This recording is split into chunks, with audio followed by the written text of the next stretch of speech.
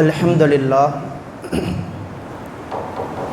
इन्नल हम्दुलिल्लाहि नहमदुहु व नस्तईनुहु व नस्तगफिरुहु व नु'मिनु बिही व नतवक्कलु अलैहि व नऊज़ु बिल्लाहि मिन शुरूरि अनफुसिना व मिन सय्यिआति अअमालिना मय यहदिहिल्लाहु फला मुदिल्ल लहु व मय युद्लिल्हु फला हादिय लहु व नशहदु अन ला इलाहा इल्लल्लाह व अशहदु अन्न मुहम्मदन अब्दुहु व रसूलुहु या अय्युहन्नास इत्तक़ू रब्बकुमुल्लज़ी खलक़कुम मिन नफ्सिन वाहिदा व खलक़ मिन्हा ज़ौजहा व बस्स मिन्हुमा रिजालन कसीरन व निसाअ वत्तक़ुल्लाहल्लज़ी तसाअलून बिही वल अर्हाम इन्नल्लाह कान अलैकुम रक़ीबा या अय्युहल्लज़ीना आमनू इत्तक़ुल्लाह हक़्क़ तुक़ातिही वला तमूतुन्न इल्ला व अंतुम मुस्लिमून अरसलहु बिलहक़्क़ि बसीरन व नज़ीरा वद्दाइयन इलल्लाहि बिइज़्निहि सिराजम मुनीरा वक़ाल अल्लाहु तआला फ़िल क़ुरआन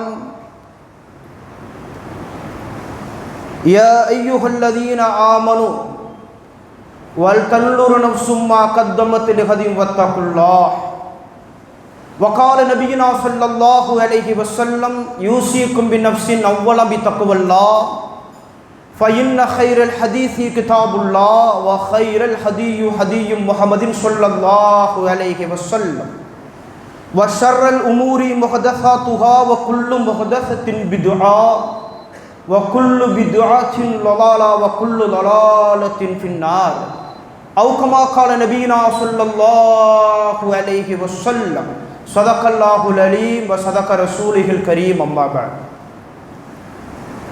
கண்ணியத்திற்குரிய அன்பார்ந்த அல்லாஹ்வின் நல்லடியார்களே, அந்த ஏக இறைவனினுடைய சாந்தியும் சமாதானமும்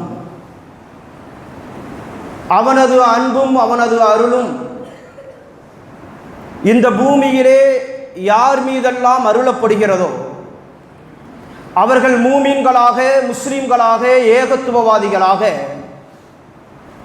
இந்த உலகத்திலே வாழக்கூடிய ஒட்டுமொத்த முஸ்லிம்களும் தான், தன்னுடைய மனைவி, தன்னுடைய மக்கள், தன்னை பெற்றெடுத்து வளர்த்து ஆளாக்கிய தன்னுடைய தாய் தந்தையர், தான் சேர்த்து வைத்திருக்கிற பொருளாதாரங்கள் எல்லாவற்றுக்கும் மேலாக அல்லாஹு ரப்புல் ஆலமீன் சொல்வதைப் போல அந்நபியு அவுலா பில் மூமினீன மின் அன்ஃபுஸிஹிம், இந்த நபி உங்களினுடைய உயிரை விட மேலாக நீங்கள் நேசிக்க வேண்டியவர் என்று அல்லாஹ் சொல்கிற அளவிற்கு நாம் எல்லாம் நம்முடைய உயிரை விட மேலாக நேசிக்கின்ற நம்முடைய இறை தூதர், நம்முடைய தலைவர் நபிகள் நாயகம் ஸல்லல்லாஹு அலைஹி வஸல்லம் அவர்களின் மீதும் அவர் காட்டி தந்த கொள்கையின் மீது, அவரினுடைய 23 ஆண்டு கால ஏகத்துவ பிரச்சாரத்தினுடைய வாழ்வை இந்த உலகத்தில் அப்படியே பின்பற்றி மரணிக்கும் போது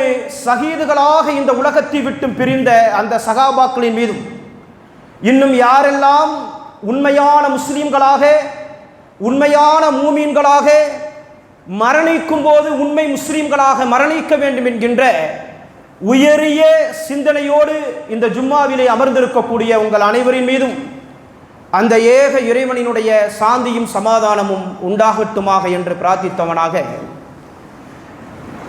கண்ணியத்திற்குரிய அன்பார்ந்த சகோதர சகோதரிகளே, ஒரு நீண்ட கால இடைவெளிக்கு பின்னால் உங்களை சந்திக்கிற ஒரு வாய்ப்பை அல்லாஹ் இந்த ஜும்மாவில் எனக்கு தந்திருக்கிறார். பொதுவாகவே ஜும்மாவினுடைய மேடை என்பது எப்படி ஏனைய சமூகங்களுக்கு பிரச்சார சபைகள் என்றும் ஆன்மீகத்தினுடைய கூடாரங்கள் என்றும் உலகத்தில் வகுத்து வைக்கப்பட்டிருக்கிறதோ அது போன்று அல்ல.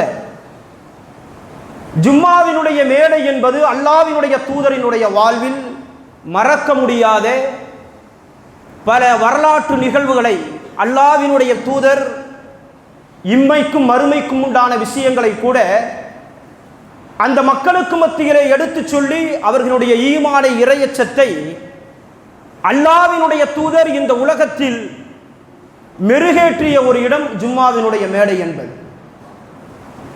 எத்தனையோ மார்க்க உபதேசங்கள் இந்த ஜும்மாவிலே இருந்து உங்களுக்கு தரப்பட்டு கொண்டிருக்கிறது. அதனுடைய அடிப்படையில் இன்றைக்கு இந்த ஜும்மாவினுடைய சாராம்சமாக அகிலத்தினுடைய அருட்கொடை,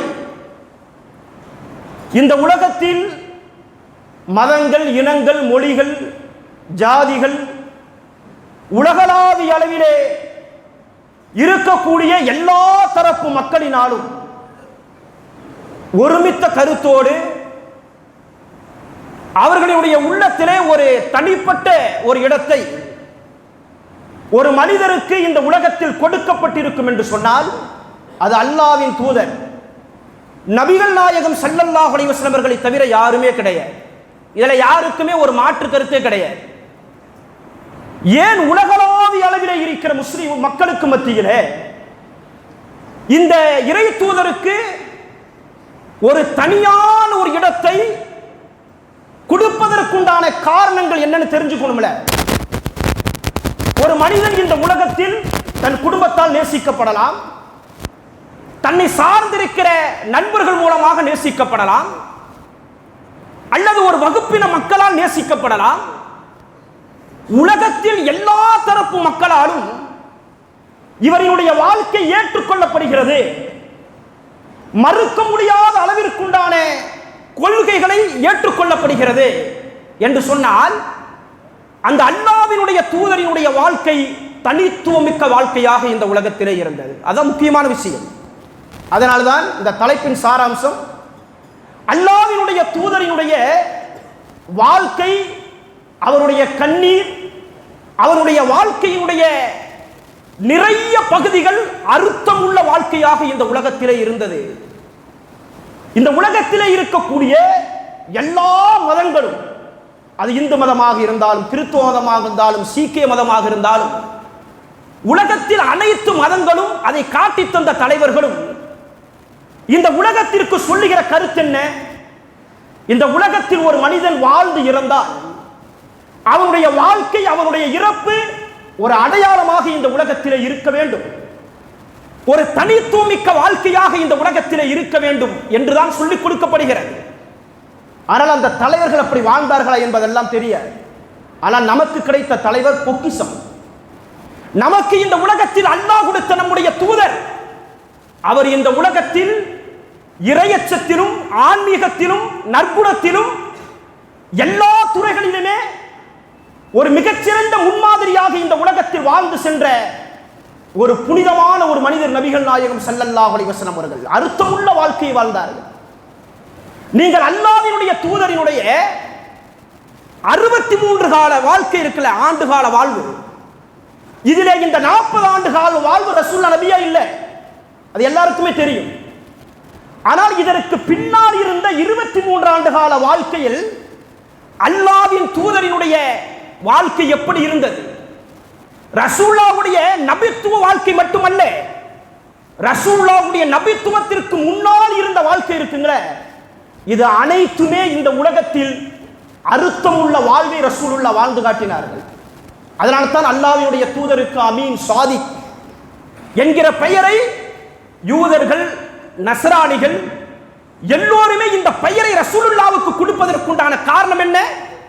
ரசூல் ஸல்லல்லாஹு அலைஹி வஸல்லம் அவர்கள் அஹ்லாக்கில் உயர்ந்து நின்றார்கள். மனிதர்களை சார்ந்த விஷயங்களில் ரசூலுல்லாஹ் உயர்ந்து நின்றார்கள். அல்லாஹ்வின் தூதரினுடைய வாழ்வில் அல்லாஹ்வின் தூதர் நிறைய கட்டங்களில் பெருமானார் கண்ணீர் வடிச்சிருக்காங்க, அழுதுருக்காங்க. ரசூலுல்லாஹ் தன்னுடைய கண்ணீரை இந்த உலகத்தில் சிந்தி இருக்காங்க. ஆனால் அந்த கண்ணீருக்கு பின்னால் ரசூலுல்லாஹ்வுடைய வாழ்க்கையில் இருந்த கவலைகள் என்ன தெரியுமா? 2 கவலை தான். இந்த 2 கவலை தான் இந்த தலைப்பினுடைய மைய கருத்து. ரசூலுல்லாஹ் இந்த உலகத்தில் அவருடைய வாழ்வினுடைய அர்த்தங்கள் எந்த அளவிற்கு இருந்தது என்றால், ரசூல் ஸல்லல்லாஹு அலைஹி வஸல்லம் அவர்கள் இந்த உலகத்தில் ஒன்று எதற்காக அழுதார்கள் தெரியுமா?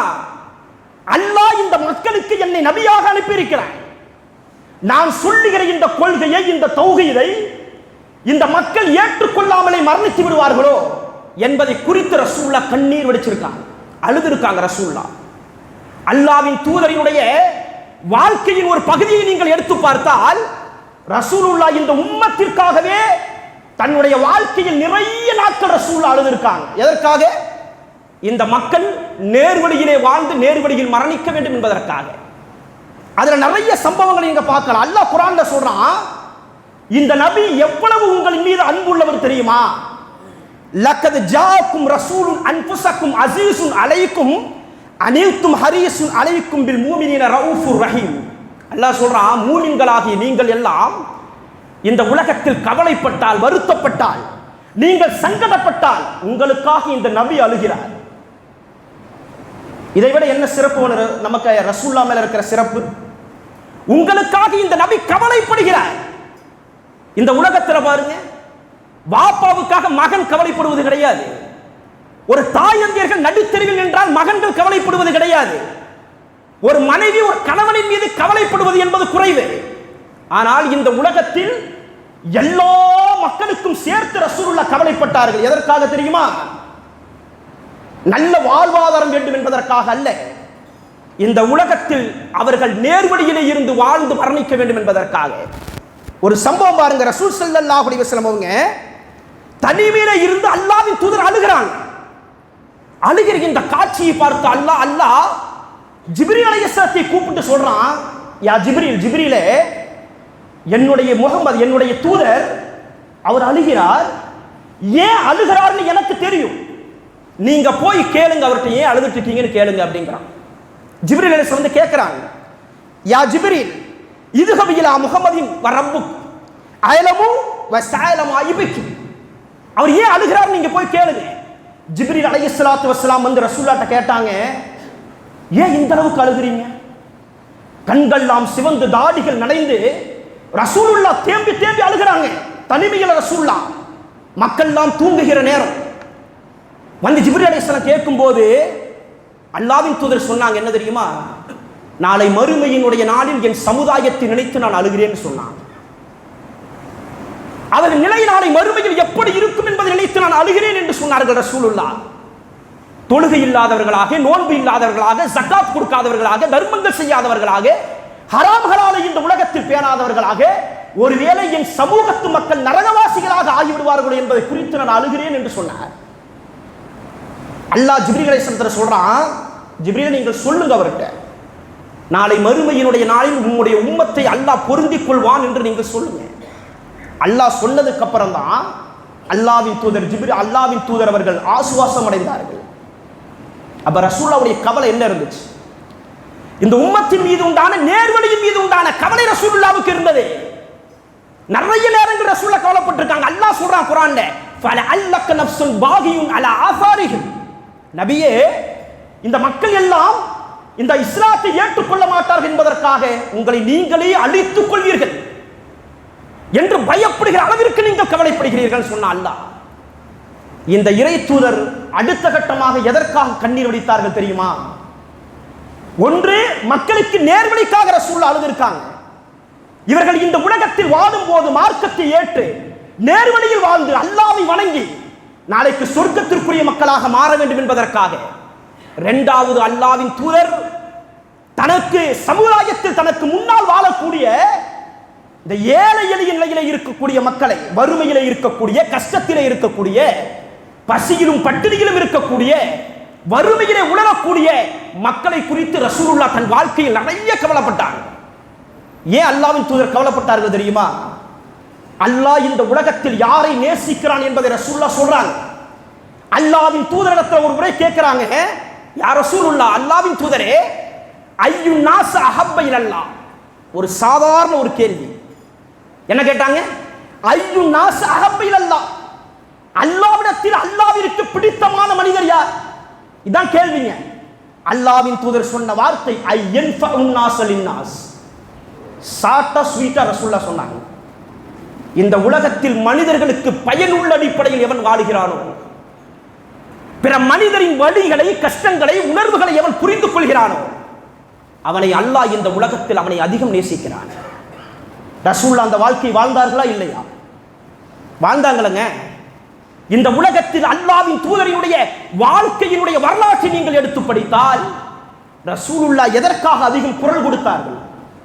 யாருக்காக ரசூலுல்லாஹ் அங்கீகாரங்களை இந்த உலகத்தில் கொடுத்தார்கள் என்றால், தனக்கு கீழே இருக்கிற சக மனிதர்களை ரசூலுல்லாஹ் புரிந்து இந்த உலகத்தில் வாழ்ந்தார். இன்னைக்கெல்லாம் அப்படி ஒரு வாழ்க்கையை இன்னைக்கு நம்ம வாழ்ற மாதிரி தெரியாதுங்க. இன்னைக்கெல்லாம் இந்த சமூகத்தில் வறியவர்களாக, ஏழைகளாக, பாதிக்கப்பட்டவர்களாக எத்தனையோ மக்கள் நம்முடைய கண்களுக்கு முன்னால் வாழுகிறார்கள். ஆனால் இன்றைக்கு அவர்களுக்கும் நமக்கும் உண்டான ரிலேஷன்ஷிப், இன்றைக்கு உறவு முறைகள் எப்படி இருக்கு? அவர்கள் மீது உண்டான பார்வை இந்த சமுதாயத்தில் இன்றைக்கு எப்படி இருக்கு? அல்லாஹ்வின் தூதரினுடைய பார்வை எப்படி இருந்தது? ரசூலுல்லாஹி ஸல்லல்லாஹு அலைஹி வஸல்லம் அன்றைக்கு மூமின்களுக்கு மட்டும் தலைவர் அல்ல, யூதர்களுக்கும் நஸ்ரானிகளுக்கும் மஜூசிகளுக்கும் எல்லாருக்கும் ரசூலுல்லாஹ் அன்றைக்கு தலைவர். அவர் அந்த அல்லாஹ்வின் தூதர் அன்றைக்கு அவ்வளவு ஒரு தலைமைத்துவத்தில் இருக்கும் போதே ரசூலுல்லாஹ்வின் வாழ்வில் கொஞ்சம் கூட தலைகணம் கிடையாது, கர்வம் ரசூலுல்லாஹ்விடத்தில் கிடையாது. இன்னைக்கெல்லாம் ஒருத்தர் சமுதாயத்தில் உயர்ந்த பதவியில் இருக்கார், ஒரு அரசியல் ரீதியாகவோ வேற வேற ஒரு போஸ்டிங்ல இருக்காருன்னு வைங்க, இன்னைக்கு அவரை சாதாரணமா நம்ம பார்க்க முடியாது. ஒரு நிகழ்ச்சிக்கு அவரை கூப்பிடணும்னு சொன்னா சாதாரணமா கூப்பிட முடியாது. ஏன்? அவருக்கு கீழே 4 பேர் இருப்பான். இவனை பிடித்து அவனை பிடித்து அவரை போய் பார்க்கறதுக்குள்ள நமக்கு என்ன ஆயிரும்? நம்முடைய சக்தி எல்லாம் வீணாயிரும். அவ்வளவு ஒரு சாதாரண பொறுப்பில் இருக்கக்கூடியவர்கள் கூட இன்றைக்கு ஒரு மெத்தனத்தையும் ஒரு அதிகார போக்கையும் இன்றைக்கு காட்டுகிற எல்லாம் இருக்கல. ரசூலுல்லாஹ் எவ்வளவு மிகப்பெரிய தலைவர், இன்றைக்கு அல்லாஹ்வின் தூதர் எவ்வளவு பொறுப்பில் இருக்கக்கூடியவர். அந்த அல்லாஹ்வின் தூதர் சொன்ன வார்த்தை வரலாற்றில் பதியப்பட வேண்டிய வார்த்தை. ரசூலுல்லாஹ் என்ன சொல்வார்கள் தெரியுமா? தன்னை சந்திக்க சகாபாக்கள் வந்தார். ரசூலுல்லாஹ் சொல்லுவாங்க, யாராவது என்னை பார்க்க நீங்கள் வந்தால் அபுஹூனி பில் துஹஃபா, உங்களுக்கு மத்தியில் யார் பலகீனமான மக்களாக இருக்கிறார்கள் அவர்களை கூட்டிட்டு வாங்க. ஃபைன்னமா துன்சரூன துர்ஸகூன பில் துஹஃபா, அவர்களை கண்ணியப்படுத்துவதை கொண்டுதான், அவர்களை இந்த உலகத்தில் அவர்களை கண்ணியப்படுத்துவதன் மூலமாகத்தான் அல்லாஹ் உங்களுக்கு உணவையும் ரிஸ்கையும் உதவியையும் அல்லாஹ் வழங்குகிறான். ரசூல் ஸல்லல்லாஹு அலைஹி வஸல்லம் சொன்னார்கள். ஏன்னா அல்லாஹ்வின் தூதருடைய நட்புறவுகள் அப்படிதான் இருந்துச்சு. அல்லாஹ்வின் தூதரோடு வாழ்ந்த சகாபாக்கள் இருக்கிறாங்களே, எத்தனையோ சகாபாக்கள் அல்லாஹ்வின் தூதர் இந்த மார்க்கத்திற்கெல்லாம் கேட்கும் போது செல்வந்தர்களாக இருந்தவர்கள் கூட அள்ளி அள்ளி இந்த மார்க்கத்திற்காக கொடுத்தார்களே. எல்லா செல்வங்களையும் எதற்காக கொடுத்தாங்க? உலகத்தில் லாப நோக்கத்திற்காக அல்ல, மறுமையினுடைய லாபத்திற்காக, மறுமையினுடைய வியாபாரத்திற்காக. சுவைப் ரலியல்லாஹு போல யாருங்க? சுவைப் ரலியல்லாஹுடைய வரலாறு நம்ம படிச்சிருக்கோம். அபூ தல்ஹா ரலியல்லாஹுடைய வரலாறை நம்ம படிச்சிருக்கோம். இவங்க எல்லாம் தன்னுடைய சொத்துக்களை, தன்னுடைய பொருளாதாரங்களை எதுக்காக கொடுத்தாங்க? அல்லாஹ்வும் அல்லாஹ்வின் தூதருடைய நேசத்திற்காக மட்டும்தான் இந்த உலகத்தில் கொடுத்தாங்க. அப்படி நிறைய சகாபாக்கள் வறுமை நிலையில இருந்த போதும் கூட அல்லாஹ்வின் தூதர் ரசூல் ஸல்லல்லாஹு அலைஹி வஸல்லம் அவர்கள் இந்த மக்களின் மீது ஒரு கவனத்தை, ரசூலுல்லாஹ் எப்பவுமே ரசூலுல்லாஹ்க்கு ஒரு பார்வை அவங்க மேல இருக்கும். ஏன் தெரியுமா? எல்லாமே கொடுத்தாங்க மார்க்கத்துக்காக. இன்னைக்கு ஏழ்மை நிலையில இருக்காங்க. அல்லாஹ்வின் தூதர் இந்த உலகத்தில் மரணிக்கிற காலம் வரை வரலாற்றிலே வருது 80 திண்ணை தோழர்கள், அஸ்ஹாபு சுஃபா, ரசூலுல்லாஹ் கொடுக்கிற பேரிச்சம்பழச்சி தம்ஜம் தண்ணீரை இதை சாப்பிட்டே வாழ்ந்தவர்கள் இந்த 80 திண்ணை தோழர்கள் சொர்க்கவாசிகள். அல்லாஹ்வின் தூதர் அதனால் தான் தன் மரணிப்பதற்கு முன்னால் தன் மனைவி ஆயிஷா ரலியல்லாஹு அன்ஹா ரசூலுல்லாஹ் சொன்னாங்க, ஆயிஷாவே, என்றைக்காவது நான் மரணிச்சிருவேன், நான் இந்த உலகத்தை விட்டு பிரிஞ்சிருவேன். ஆனால் இந்த உலகத்தில் வாழும் காலமெல்லாம் அல்லாஹ்விற்காகவும் எனக்காக மட்டுமே இவர்கள் எல்லாம் வாழ்ந்தவர்கள். வேற எதையும் இந்த உலகத்தில் அவர்கள் எதிர்பார்த்து வாழல. என்னுடைய மௌத்துக்கு பின்னால் நம்முடைய வீட்டு வாசலில் வந்து, உம்முல் மூமினீன் அவர்களே, எங்கள் தாயாரே, எங்களுக்கு ஏதாவது கொடுங்கள் என்று அவர்கள் வாய் திறந்து உங்களிடத்தில் கேட்டால் நீ இல்லைன்னு சொல்லிராத ஆயிஷாவேன்னு சொன்னாங்க ரசூலுல்லாஹ். ஏன்னா அந்த மக்களின் வாழ்க்கை அவ்வளவு ஒரு ஏழ்மையான வாழ்க்கையில இருந்தவர்கள். அதனால் தான் ரசூலுல்லாஹி ஸல்லல்லாஹு அலைஹி வஸல்லம் அவர்கள் சொன்னாங்க, இல்லைன்னு சொல்லிராதீங்க. ரசூலுல்லாஹ் எத்தனை இடத்துல சொல்லியிருக்காங்க. சகாபாக்கள் வந்து ரசூலுல்லாஹ்ட்ட கேட்பாங்க, யார் ரசூலுல்லாஹ் எங்களுக்கு ஏதாச்சும் கொடுங்கன்னு கேட்பாங்க. ரசூலுல்லாஹ் கொடுத்திருக்காங்க.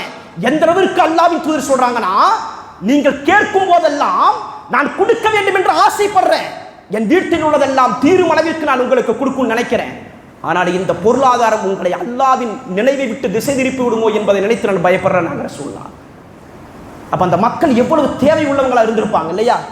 அதனால தான் நபிகள் நாயகம் ஸல்லல்லாஹு அலைஹி வஸல்லம் அவர்கள் அந்த ஏழைகளுக்கு கொடுத்த முன்னுரிமை, ஏழைகளுக்கு கொடுத்த அங்கீகாரம் சாதாரணமானது அல்ல. ரசூல் ஸல்லல்லாஹு அலைஹி வஸல்லம் சொல்றாங்க பாருங்க, இன்னைக்கெல்லாம் நம்ம எவ்வளவோ விருந்து கொடுக்கிறோம். விருந்து கொடுக்குறோம்ல, ஒரு வீடு ஓப்பனிங்கா இருந்தா, ஒரு ஹஜ் உம்ராவுக்கு போனா, ஒரு திருமணம் நடந்தா விருந்துகள் கொடுக்குறோம். நீங்க நிறைய விருந்துகளை பாருங்க, சாப்பிட முடியாம கீழே கொண்டு போற சூழ்நிலை. வரக்கூடியவர்கள் எல்லாம் அழைக்கப்படக்கூடிய மக்களில் 75% மேல் வசதி உள்ள மக்களா இருப்பாங்க. ஆனா ரசூல்லா சொன்னாங்க, ஏழைகள் புறக்கணிக்கப்படுகிற ஒரு உணவு விருந்து இருக்குல்ல, ஃபைன்ன ஷர்ரத் ஆமல் வலிமா இப்திகாஹ இலா அக்னியா வ யத்ருக்குல் ஃபுகரா. என்னங்க அரபியினுடைய வார்த்தையெல்லாம் சாதாரணமானதா? சஹாபாக்களின் உள்ளங்களை தட்டி எழுப்பிய வார்த்தைகள் இந்த வார்த்தையெல்லாம். ரசூல்லா சொன்னாங்க, ஏழைகள் புறக்கணிக்கப்படுகிற ஒரு விருந்து, ஒரு வலிமா, ஃபைன்ன ஷர்ரத் ஆமல் வலிமா, அது விருந்துக்குள்ளே கெட்ட விருந்து என்று சொன்னார்கள் ரசூலுல்லாஹ். அப்போ உணவளிக்கிற விஷயத்திற்கு ரசூலுல்லாஹ் எவ்வளவு முக்கியத்துவத்தை கொடுத்திருப்பாங்க. இன்றைக்கு நம்முடைய பள்ளிகளில் எல்லாம் போர்டு வைக்கப்பட்டிருக்குது இல்லையா, பசித்தவருக்கு உணவளிப்போம், பசி அறிவோம். ஏன் ரசூலுல்லாஹ் பசியை போக்குற விஷயத்திற்கு ரசூலுல்லாஹ் அவ்வளவு முக்கியத்துவத்தை கொடுத்திருக்காங்க. அல்லாஹ்வின் தூதர் சொல்றாங்க, அறிந்தவருக்கும் அறியாதவருக்கும் சலாம் சொல்வதும் பசித்தவருக்கு உணவளிப்பது மார்க்கத்தில் சிறந்த காரியம் என்றார்கள். அது யாருக்கு தேவை உள்ளவங்க? ஏழைகள், வறியவர்கள். அதனால தான் ரசூலுல்லாஹ் அவ்வளவு ஒரு முக்கியத்துவத்தை சொன்னாங்க. அது மட்டும் இல்லைங்க, அகிலத்தினுடைய அருட்கொடை ரசூலுல்லாஹி ஸல்லல்லாஹு அலைஹி வஸல்லம் சொல்றாங்க, உங்களை தேடி வருகின்ற மக்களை, அவர்களை நீங்கள் பார்த்தால் நீங்கள் வசதி உள்ளவங்க நினைக்கலாம். அவங்க போட்டிருக்கிற ஆடை, அவங்களுடைய வெளி தோற்றங்களை பார்த்து நீங்கள் யாரையும் கணக்கு போடாதீங்க. அல்லாஹ்வின் தூதர் சொல்றாங்க, அஸ்ஸாஃபி மதுஃபூயிம் பில் அபுவாபின் லவ் அக்ஸம அலல்லாஹி லபர்ரஹு. உங்களுடைய வீட்டு வாசல்கள் எத்தனையோ பரட்டை தலையோடு மக்கள் வந்து நிற்பாங்க, கை குழந்தைகளோடு மக்கள் வந்து நிற்பாங்க, உங்கள்கிட்ட கேட்பாங்க. நீங்க அவங்கள வந்து சாதாரண நினைச்சிடாது, சாதாரண நினைச்சிடாது.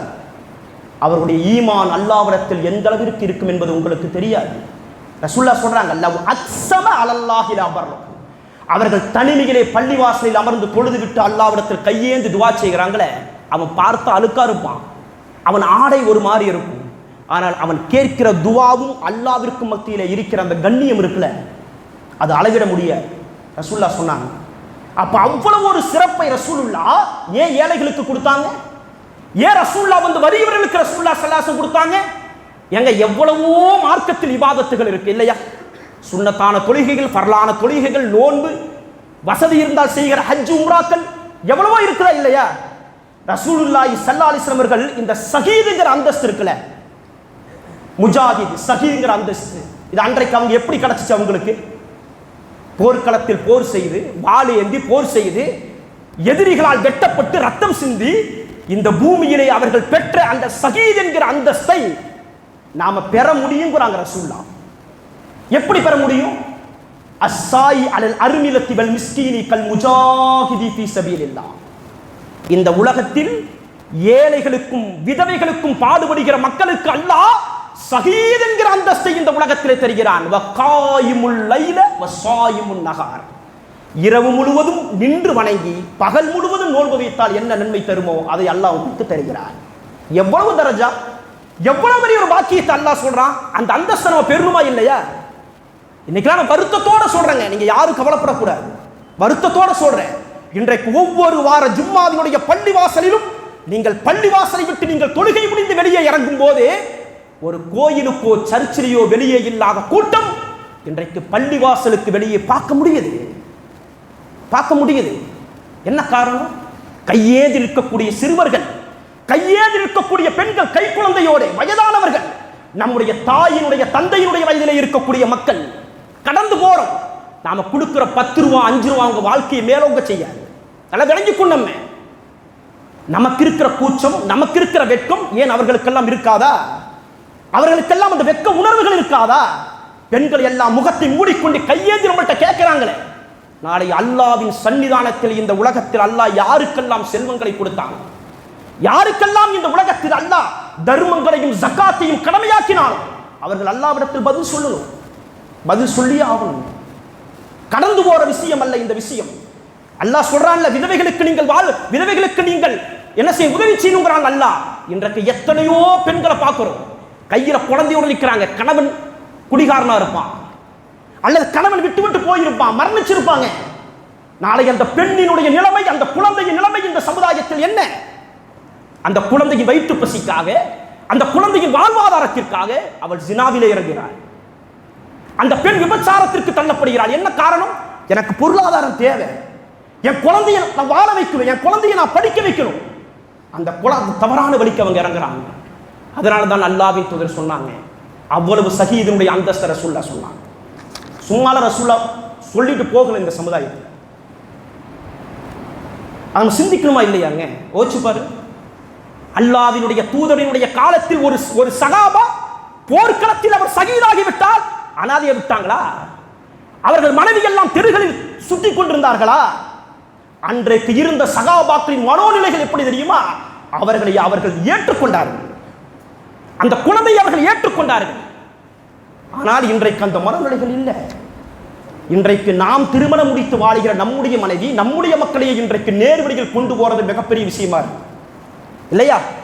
இன்றைக்கு அவர்களோடு வாழ்கிற வாழ்க்கை இன்றைக்கு மிகப்பெரிய போராட்டங்களா இருக்கு. ஆனால் சகாபாக்களுக்கு அந்த எண்ணங்களும் சிந்தனைகளும் இருந்த காரணத்தினால் அன்றைக்கு விதவைகளினுடைய வரிசைகள் அன்றைக்கு கம்மியா இருந்துச்சு. அடுத்து நபிகள் நாயகம் ஸல்லல்லாஹு அலைஹி வஸல்லம் பாருங்க சொல்லி காட்டுறாங்க, இந்த உலகத்தில் யாருக்கெல்லாம் இந்த பொருளாதாரங்கள் அல்லாஹ் கொடுத்திருக்கிற செல்வங்கள் இருக்குல்ல, இந்த பொருளாதாரங்கள் அது யாருக்கு நம்ம செய்யணும்? ஏழைகளை சொல்றாங்க, விதவைகளை சொல்றாங்க. இவர்களுக்குத்தான் சாப்பிடுவதற்கு தகுதி உள்ளவங்க அல்லாஹ். அல்லாஹ் குர்ஆனிலே சொல்லும் போது தெள்ள தெளிவாக அல்லாஹ் ரப்பல் ஆலமீன் சொல்லி காட்டுகிறான், இந்த சதக்கத்துல் ஃபுக்ரா லில் ஃபுக்ரா அல்லதீன உஸிரு ஃபீ சபீலில்லாஹ், இரண்டாவது அத்தியாயத்தில் 273 அல்லாஹ் சொல்றான், இந்த பூமியில் எத்தனையோ மக்கள் நடமாடி திரியுறாங்க, ஆனா உங்களுக்கு தெரியாது. உஸிரு ஃபீ சபீலில்லாஹ் யஸ்ததீவுன லர்பன் ஃபில் அர்லி யக்ஸபுஹுல் ஜாஹிலு அக்னியாக மின் தஹ்ஃபஃப தக்ரிஃபுகும் பிஸீமாஹும் லா யஸ்அலூன அன்னாஸ் இல்ஹாஃபா. அவர்கள் உங்களிடத்தில் கையேந்தி கேட்க மாட்டாங்க. அல்லாஹ் சொல்றான், எனக்கு ஜகாத் கொடுங்கன்னு உங்கள்கிட்ட கேட்க மாட்டாங்க. எஸ் லா யஸ்அலூன அன்னாஸ் இல்ஹாஃபா, யாரும் உங்களிடத்தில் வந்து கை நீட்டி கேட்க மாட்டாங்க. ஆனால் நீங்கள் தேடி போய் அவர்கள் முகமறிந்து நீங்கள் கொடுக்கணும். யாருக்கு அல்லாஹ் சொல்லி காட்டுறான்? ஃபஇன்ன ஸதகாத லில் ஃபுகரா வல் மசாகீன் வல் இப்ன ஸபீல், ஏழைகளுக்கும் வறியவர்களுக்கும் வழிபோக்கர்களுக்கும் யத்தீம்களுக்கும் அல்லாஹ் சொல்லி காட்டுறான். அவர்களுக்கெல்லாம் நீங்கள் செலவு செய்வது அவர்கள் தான் உண்பதற்கு தகுதி உள்ளவர்கள் அப்படிங்கிற அல்லாஹ். அப்ப அவர்களுக்கு கொடுப்பது நம்ம மீது கடமையா இருக்கா இல்லையா? இன்றைக்கு செல்வம் கொடுக்கப்பட்ட, வசதி கொடுக்கப்பட்ட எல்லா மக்களும் ஒரு விஷயத்தை கருத்துல வச்சுக்கணும், இதை உலகத்தில் நான் சம்பாதித்தது, நான் இந்த உலகத்தில் உழைத்து சம்பாதித்தது எல்லாம் உண்மைதான். ஆனால் அல்லாஹ் ஒரு விஷயத்தை சொல்றா, வஅன்ஃபிகு மிம்மா ரஸக்னாகும், வஅன்ஃபிகு மிம்மா ரஸக்னாகும், நான் உங்களுக்கு கொடுத்தவற்றிலே இருந்துங்கற அல்லாஹ் நான் கொடுத்தீங்கறான். வஅன்ஃபிகு மிம்மா ரஸக்னாகும் மின் கபில் அய்யாத்தியஹதகுமுல் மௌத், உங்களுடைய உயிர் தொண்டை குழியை விட்டு வெளியேறுவதற்கு முன்னால், உங்களுடைய சக்கராத்தினுடைய நிலைக்கு நீங்கள் தள்ளப்படுவதற்கு முன்னால் அல்லாஹ்வின் பாதையில் உங்களுடைய செல்வங்களை கொடுத்துருங்க. நாளைக்கு கொடுக்கலாம், அடுத்த நாள் கொடுக்கலாம், அடுத்த மாசம் கொடுக்கலாம், நிர்ணயம் வேணாம், நீங்க கொடுத்துருங்க அல்லாஹ்வின் பாதையில். ஏன் தெரியுமா? லவ்லா அஹர்தனி இலா அஜலின் கரீப் ஃபஅஸ்ஸதக வஅகும் மினஸ் ஸாலிஹீன். அல்லாஹ்விடத்தில் நீங்க வாய்ப்பை கேட்க முடியாது. எனக்கு கொஞ்சம் வாய்ப்பை கொடு அல்லாஹ், நான் தர்மம் செய்து விட்டு ஜகாத் கொடுத்து விட்டு எல்லாம் செஞ்சுட்டு நான் திரும்ப வர்றேன்னு அல்லாஹ்விடத்தில் வாய்ப்பை கேட்க முடியாது. இந்த உலகத்தில் அல்லாஹ் வாய்ப்பு எல்லாத்துக்கும் கொடுத்திருக்கிறான். செல்வம் சம்பாதிக்க, படிப்பதற்கு, குடும்பம் நடத்துவதற்கு, வாழ்க்கையில் உலகத்தில் எல்லாத்துக்கும் அல்லாஹ் வாய்ப்பை கொடுத்துட்டான். மரணம் என்று வரும்போது, நம்முடைய உயிர் கைப்பற்றுகிற நிலை வரும்போது நிச்சயம் இன்னொரு வாழ்க்கை இந்த உலகத்தில் கொடுக்கப்படாது, இன்னொரு வாய்ப்பு உலகத்தில் கொடுக்கப்படாது. அடுத்து நபிகள் நாயகம் ஸல்லல்லாஹு அலைஹி வஸல்லம் அவர்கள் இந்த உலகத்தில் சொன்ன விஷயம் என்ன தெரியுங்களா? நம்ம எத்தனையோ வலியை, கஷ்டங்களை உலகத்தில் தாங்கணும். ஒரு மனிதனால் இந்த உலகத்தில் ஏற்றுக்கொள்ள முடியாத வழி என்ன தெரியுமா? அவனுக்கு 50 வயசா இருந்தாலும் சரி, 60 வயசா இருந்தாலும் சரி, எல்லோரும் சொல்ற வார்த்தை என்ன?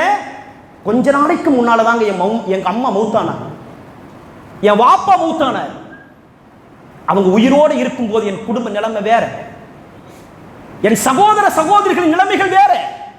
இன்றைக்கு எங்கள் வீட்டுக்கு கூட யாரும் வர்றதில்லை சொல்றாங்க. இந்த உலகத்தில் அல்லாஹ் நமக்கு கொடுத்த அல்லாஹ்விற்கு அடுத்தபடியாக நாம் கண்ணியப்படுத்த வேண்டிய தாயும் தந்தையும். இன்றைக்கு அவர்கள் இல்லாத ஒரு வாழ்க்கை உலகத்தில் அவர் யத்தீம், அவர் அனாதை. உண்மையா இல்லையா? அவர்கள் இருக்கும் வரை நமக்கு ஒரு அங்கீகாரம், அடையாளம் இந்த உலகத்தில் இருக்கு. அவங்க இல்லைன்னா நம்ம அனாதை, யத்தீம். உண்மையா இல்லைங்களா? இதற்கு ரசூலுல்லாஹ் கொடுத்த ஒரு வலிமை என்ன? ரசூலுல்லாஹ் சொன்ன விஷயம் என்ன? அல்லாஹ்வின் தூதர் தெளிவா சொன்னாங்க, நாளை மறுமையினுடைய நாளில் அனவ காஃபிலுல் யத்தீமி ஹாக்கலா, சொர்க்கத்தில் நானும் அனாதைகளை பராமரித்து வரும் இப்படி இருப்போம்னு சொன்னாங்க ரசூலுல்லாஹ். ஒட்டி இருப்போம், ஒன்னா சேர்ந்து இருப்போம். ரசூலுல்லாஹ் பரலான தொழுகைக்கு சொல்லல, ஹஜ்ஜுக்கு சொல்லல, உம்ராவுக்கு சொல்லல, எத்தனையோ விஷயத்துக்கு ரசூலுல்லாஹ் சொல்ல. இந்த யத்தீமுக்கு ஏன் ரசூலுல்லாஹ் சொன்னாங்க என்றால், இந்த ஹதீஸிற்கு சகாபாக்கள் கொடுத்த வலிமை என்ன தெரியுமா? வரலாற்றில் வருது, அப்துல்லா இப்னு உமர் ரலியல்லாஹு அவர்கள், உமருடைய மகன், அவர் தன்னுடைய வீட்டில் சாப்பிட உட்காரும் போது அவருடைய தட்டில் உணவு இருக்கும். அந்த உணவிலே அவர் என்ன செய்வார் தெரியுமா? ஒவ்வொரு நாளும் ஒரு அனாதை குழந்தையை அந்த தட்டிலே உட்கார வைத்து சாப்பிட வைப்பார். வரலாற்றில் வருது, அவர் மரணிக்கிற காலம் வரை அவர் தட்டில் ஒரு அனாதை குழந்தை சாப்பிட்டு கொண்டிருந்தது. சரி, யாரும் வரல, என்ன செய்வார்? தன் வீட்டு வாசலில் போய் நின்று கொண்டு இப்னு உமர் பார்ப்பார், யாராவது அனாதை வருகிறார்களா என்று. கூப்பிட்டு வந்து உட்கார சாப்பிட வைப்பார். ஏன் தெரியுமா? உனக்கு வாப்பாவும் உம்மாவும் இல்லைன்னு கவலை இல்லை, நான் இருக்கேங்கிற சிந்தனையை ஊட்டணும். இதை ரசூல் ஸல்லல்லாஹு அலைஹி வஸல்லம் அவர்கள் எத்தனை கட்டங்கள் ரசூலை சொல்லி கொடுத்துருக்காங்க. ஏன்னா அல்லாஹ்வின் தூதர் இந்த உலகத்தில் பிறக்கும் போது அவர் தந்தையை இழந்தார். ரசூலுல்லாஹ் பிறகு தன்னுடைய தாயை இழந்தார். அதனால் தான் அல்லாஹ்வின் தூதருக்கு பாலூட்டி வளர்த்து ஆளாக்கிய ஹலீமத்து பின்த் அபீ துவைபா, வயசான காலத்தில் அந்த பெண்மணி வருவாங்க, ரசூலுல்லாஹ்வுடைய வளர்ப்பு தாய், ரசூலுல்லாஹ்விற்கு பால் கொடுத்தவர். ரசூலுல்லாஹ்வுக்கு மனக்கவலை ஏற்படும் போது அவருடைய மடியிலே ரசூலுல்லாஹ் படுத்திருக்காங்க, ஆறுதல் தேடி இருக்காங்க ரசூலுல்லாஹ். அந்த தாய் வந்தாங்கன்னா ரசூலுல்லாஹ் அவர்களை எழுந்து உட்கார வச்சு ரசூலுல்லாஹ் பணிவிடை செய்வாங்க. இன்னைக்கு எத்தனை பேர் நம்முடைய தாய்க்கு அந்த பணிவிடையை செஞ்சிருக்கோம்? தாயுடைய மனம் நோகாம எத்தனை பேர் நடந்திருக்கிறோம்? அல்லாஹ் இந்த உலகத்தில் அஞ்சணும், அல்லாஹ் அஞ்சணும். ஏன்னா அல்லாஹ்வின் தூதர் ரசூல் ஸல்லல்லாஹு அலைஹி வஸல்லம் அவங்க மரணிக்கிற காலம் வரை ரசூலுல்லாஹ்வுக்கு அந்த கவலை இருந்துச்சு.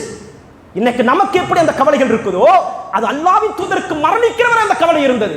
அதனால் தான் ரசூல் ஸல்லல்லாஹு அலைஹி வஸல்லம் அவர்கள் ஒரு பெருநாளினுடைய நாள் எல்லாரும் தொழுது விட்டு போறாங்க, எல்லாம் தொழுதுட்டு போறாங்க. ரசூலுல்லாஹ் வந்து கொண்டிருக்கும் போது ஒரு சிறுவனினுடைய அழுகை சத்தம் கேட்கு. ரசூலுல்லாஹ் யாருன்னு பார்க்கறாங்க, பிஷ்ர் இப்னு அக்ரபா ரலியல்லாஹு அன்ஹு, அக்ரபாவுடைய மகன். ரசூலுல்லாஹ் நேரா அந்த குழந்தைகிட்ட வர்றாங்க, சின்ன சிறிய குழந்தை. அந்த குழந்தை சத்தம் போட்டு எனக்கு சிறுத்தலானல் யதீம். அல்லாஹ்வின் தூதர் பக்கத்தில் வந்து சொன்னாங்க, உஸ்குத், அமைதியா இருந்தாங்க. அந்த குழந்தைய ரசூலுல்லாஹ் கேட்டாங்க, ஏன் அழுகிறேனா? அந்த குழந்தை சொன்னது, என்னுடைய வாப்பாவை உங்களுக்கு தெரியும், அவர் போர்ல ஷஹீதாயிட்டார், எனக்கு உம்மா இல்லை, எனக்கு வாப்பா இல்லை. அது சொன்ன குழந்தை சிறுத்தலானல் யத்தீம், நான் ஒரு யத்தீம் என்று அந்த குழந்தை சொன்னது. யார்கிட்ட சொல்லுச்சு? யத்தீமாக இருந்த ஒரு இறை தூதர்கிட்ட. ரசூலுல்லாஹ் இறை தூதர்ல இந்த வார்த்தையை கேட்டவுடனே அல்லாஹ்வின் தூதருடைய கண்களில் கண்ணீர் வர ஆரம்பிச்சிருச்சு. ரசூலுல்லாஹ்வுடைய கண்கள் கலங்கிருச்சு. ரசூலுல்லாஹ் யாரையும் கூப்பிட்டு இந்த குழந்தையை கூட்டிட்டு போய் சாப்பாடு கொடுங்க ரசூலுல்லாஹ் சொல்லல. அல்லாஹ்வின் தூதர் அந்த குழந்தையை பார்த்து சொன்னார்கள், அமா தர்லா, அமா தர்லா, என்னை நீ ஏற்றுக்கொள்ள மாட்டியா? அன் அக்கூன அபூக், நான் உன்னுடைய தந்தை, நான் உனக்கு வாப்பா. ஆயிஷத்த உம்முக், ஆயிஷா உனக்கு தாய். ஃபாத்திமத்த உஹத்துக், ஃபாத்திமா உனக்கு சகோதரி. அசன் ஹுசைன் உஹத்துக்க, அசனும் ஹுசைனும் உனக்கு சகோதரன். ரசூலுல்லாஹ் அந்த குழந்தையை வரலாற்றில் வருது கையில தூக்கிட்டு போனான். தூக்கிட்டு போய் ரசூலுல்லாஹ் ஆயிஷா ரலியல்லாஹு இடத்துல விட்டு அந்த நல்ல ஆடைகள் உடுத்தி தன் பிள்ளைகளோடு ரசூலுல்லாஹ் விளையாட விட்டாங்க. மரணிக்கிற ரசூலுல்லாஹ் அவர் வளர்த்தனாங்க. இன்னா லில்லாஹி வ இன்னா இலைஹி ராஜிஊன்.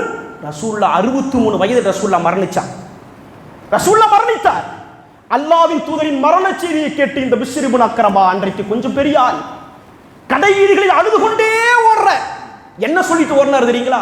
சிறுத்தல் ஆனல் யத்தீமல் யௌம், நான் இன்றைக்கு நான் என்னை யத்தீமாக நான் உணர்கிறேன் என்று சொன்னார். சஹாபாக்கள் எல்லாம் வந்து கேட்டாங்க, ஏன் அழுகிறீங்க? அன்றைக்கு என் தாயும் தந்தையும் மரணிக்கும் போது நான் யத்தீம் இல்லை, நான் அனாதையா உணரல. இன்னைக்கு அல்லாஹ்வின் தூதர் மரணித்தமில்ல, நான் யத்தீமா உணர்றேன்னு சொன்னார். அது சாதாரண வழி இல்லைங்க. இந்த உலகத்தில் அந்த இடத்திற்கு ஒரு மனிதன் வரும்போது அதை உணர முடியும். சாதாரண உணர முடியாது. இந்த உலகத்தில் அந்த இடத்திற்கு ஒரு மனிதன் வரும்போது உணர முடியும். எனவே அன்பார்ந்த சகோதரர்கள், அல்லாஹ்வின் நேசத்தை பெறுகிற விஷயத்தில், அல்லாஹ்வின் திருப்தியை பெறுகிற விஷயத்தில் நமக்கும் அல்லாஹ் தாய் தந்தையை கொடுத்திருக்கிறான். எத்தனையோ தாய் தந்தையர் நோய்வாயில் இருப்பாங்க. இந்த உலகத்தில் வாழும்போது அல்லாஹ்வின் நேசத்தை, அன்பை பெறுகிற வாழ்க்கையை வாழ்வு. இந்த உலகத்தில் எதுவும் நமக்கு வாழ்க்கை அல்ல. என்றைக்காவது ஒரு நாள் மரணம் இருக்கு. மரணிக்கும் போது அல்லாஹ்வின் நேசத்திற்குரிய மனிதர்களாக வாழ்ந்து மரணிக்க வேண்டும் என்கிற சிந்தனையோடு இந்த உலகத்தில் வாழ்ந்து மரணிக்கிற வாய்ப்பை அல்லாஹ் உங்களுக்கும் எனக்கும் ஒட்டுமொத்த மக்களுக்கும் தந்தருள்வார். அல்ஹம்துலில்லாஹ் அல்ஹம்துலில்லாஹ் அல்ஹம்துலில்லாஹி ரப்பில் ஆலமீன். கண்ணியத்திற்குரிய அன்பார்ந்த சகோதரர்களே, இந்த ஜும்மாவினுடைய முதல் உரையில் அல்லாஹ்வினுடைய தூதர் பிறருடைய கஷ்டங்களை வழிகளை எந்த அளவிற்கு உணர்ந்து இந்த உலகத்தில் வாழ்ந்தார்கள் என்பதை பார்த்தோம். அதே போன்று இந்த ஜும்மாவினுடைய உரை ஏன் இவ்வளவு ஒரு அழுத்தமாக உங்களுக்கு சொல்லப்பட்டது என்றால், நம்முடைய ஜமியத் தஹ்லீல் குர்ஆன் வல் ஹதீஸ் சற்றேறக்குறைய இந்த வருடத்தோர் 30 ஆண்டுகளாக அல்ஹுதா அனாதை இல்லம் என்கிற ஒரு நிறுவனத்தை உருவாக்கி, அந்த நிறுவனத்தின் மூலமாக இன்றைக்கு 2000க்கும் மேற்பட்ட மாணவ மாணவிகள் படிக்க வைக்கப்பட்டு நல்ல நிலையில் இருக்கிறாங்க. அந்த குழந்தைகள் எல்லாம் இன்றைக்கு மார்க்க கல்வியிலும் உலக கல்வியிலும் நல்ல நிலையில் இன்றைக்கு உருவாக்கப்பட்டு இன்றைக்கு நல்ல நல்ல துறைகளில் இருந்து கொண்டிருக்கிறாங்க. இன்றைக்கு 500க்கும் மேற்பட்ட பிள்ளைகள் இருக்கிறாங்க. இந்த வருடம் ஒரு வருடத்தினுடைய செலவு ஒரு மாதத்தின் செலவு 20 லட்சம் ரூபாய் செலவாகும். ஒரு குழந்தைக்கு 4000 ரூபாய் கஃபாரா பொறுப்பு செலவாகிறது. இங்கே படிக்கிற பிள்ளைகளை பொறுத்தவரை இந்த சமுதாயத்தில் நல்ல அடையாளங்களோடு வெளியனுப்பப்படுறாங்க. பெண்களாக இருந்தாலும் ஆண்களாக இருந்தாலும் அவர்களுக்கு அனாதை என்கிற சிந்தனை இல்லாத அளவிற்கு இந்த பிள்ளைகள் உருவாக்கப்பட்டு சமுதாயத்தில் நல்ல நிலையில் உருவாக்கப்படுறாங்க. அப்படிப்பட்ட நல்ல நிலையில் உருவாக்கப்பட்ட ஒரு மாணவர் தான் நான். இன்றைக்கு நமக்கு ஒரு அடையாளம் கொடுத்தாங்க. அப்படிப்பட்ட நிறுவனத்தில் இன்னும் நிறைய பிள்ளைகள் வெளியே வந்து நீங்கள் கொடுக்கிற இந்த பொருளாதாரங்களை பெறுகிற அந்த மக்கள் உங்களுக்காக துவா செய்து கொண்டே இருக்கிறாங்க. அந்த எத்தீம் குழந்தைகளுடைய அனாதை குழந்தைகள் துவாவை பெறுகிற நல்லதொரு வாய்ப்பை அல்லாஹ் உங்களுக்கு தருணும்.